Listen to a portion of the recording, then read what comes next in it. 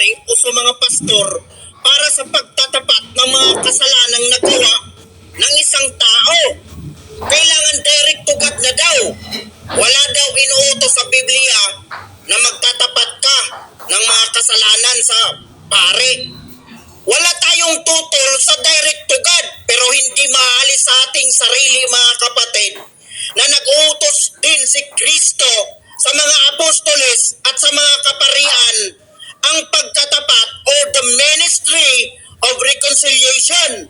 Sasagutin namin kayo, mga kapatid, ng diretsahan, litra por litra. Babasahin natin sa Juan 20, versikulo 21 hanggang 23. Ito po ang nakasulat. Muling sinabi ni Jesus, sumasainyo ang kapayapaan kung paanong isinugo ako ng Ama. Isinusugo ko rin kayo. Sinong isinugo? Si Kristo. Sinong isinugo ni Kristo? Mga apostoles. At lagi nating tatandaan na si Kristo is the high priest at ang mga apostoles ay mga pari din na isinugo mismo ni Kristo. Atong puspusan ng Catholic Faith Defender, guys. Itong Catholic Faith Defender na yan, bigyan po natin ng leksyon kasi alam po natin ito, isa po itong naghasik ng dilim. Sa kaniyang sinasabi ngayon na ano po, kailangan daw ang pari na pag ikaw ay magkasala, punta ka sa pari. Kasi ang pari na kuno ang makapag-forgive ng kasalanan. Mga kaibigan, hindi niya alam kung ano po ang nangyari sa ating kapanahonan ngayon. Mayroon ng dakong transitional po, mga kaibigan. Yung mga disciple po, mga kaibigan, ay sila po ay isang alagad ng Diyos. Sila po ang binigyan ng authority ni Kristo upang share ng gospel po sa Kanya. Ang ibig po sabihin doon, yung sinasabi po niya doon sa John 20 po, mga kaibigan, ay yung kanila pong magandang balita ay kailangan po nilang i-share po. Iyan po ang kanilang main nga purpose. At wala namang record sa Bible na mayroong mga ang mga apostol po ay nagpatawad ng kasalanan.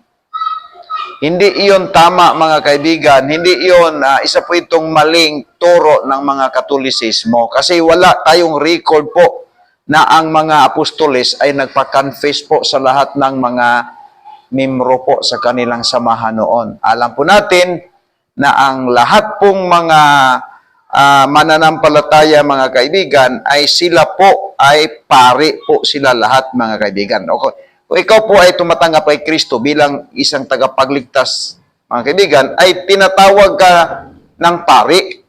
Lahat ng member sa simbahan po, ang turo po dito, mga kaibigan, sa Biblia, lahat pong member po sa simbahan, itinayo ni Kristo, sila po ay lahat ay pari. Ang ibig sabihin po doon na mayroon po silang direct access doon po sa Panginoong Diyos. Kaya tayo, punta po tayo doon kay Kristo.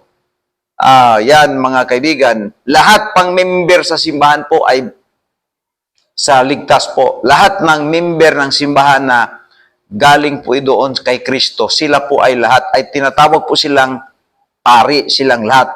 According in 1 Peter chapter 2 verse 9, the Bible says, "For ye are the chosen generation, a royal priesthood and holy nation, a peculiar people, that ye should show forth the praise of Him who hath called you out of darkness into His marvelous light." So malinaw po dito, mga kaibigan, na hindi na po tayo kailangan ng pari ngayon kasi sabi po doon ni Peter na lahat pong member sa simbahan ay pari po silang lahat.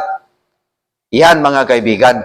So mali pong aral po itong mangmang na yan. Kasi alam po natin mga kaibigan, yan ang turo ng Katolisismo na malaking kamalian po mga kaibigan. Kasi wala namang ma-record sa Bible mga kaibigan na ang mga apostol ay nagpa-confess po sa kanilang mga member noon. Mali pong interpretation po itong mangmang na yan. Kaya puspusan po natin mga kaibigan kasi mali pong aral po ito. Para makilala po niya na mali po siya eh. Bakit naman? Lahat pong mananampalataya sa ating kapanahon ngayon ay binigyan ni Kristo at binigyan ni Peter na silang lahat po ay pari po. It means may direct access to God. Kaya lahat ng member, pag magkasala sila, doon po sila patungo kay Kristo. Kasi mayroon na silang direct access to God mga kaibigan. Mangmang po yan. Isa po itong kamangmangan mga kaibigan. Okay? Bigyan po nating post-post mga kaibigan. Maraming salamat.